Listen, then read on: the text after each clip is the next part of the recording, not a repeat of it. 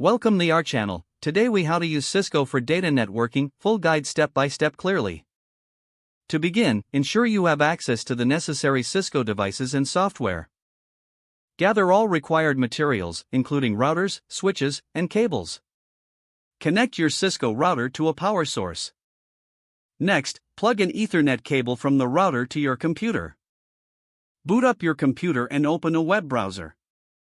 In the address bar, enter the default IP address of your router, usually 192.168.1.1 or 192.168.0.1. Press Enter to access the router's login page. Log in using the default credentials, commonly admin for both username and password. Once logged in, navigate to the Setup wizard. Follow the prompts to configure basic settings like the network name and password. Select the appropriate connection type, such as DHCP or static IP. If using a static IP, input the assigned IP, subnet mask, and gateway details. After completing the basic setup, save your settings. Next, connect your switches to the router using Ethernet cables. Link one end of the cable to a LAN port on the router. Connect the other end to any port on the switch. Repeat this process if you have multiple switches.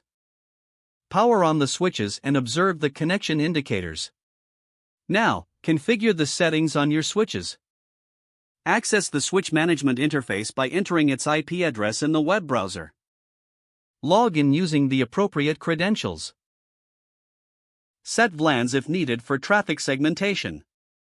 Assign ports to the correct VLANs as per your network design. Save your changes to the switch configuration. Next, ensure your devices are properly connected to the switches via Ethernet cables.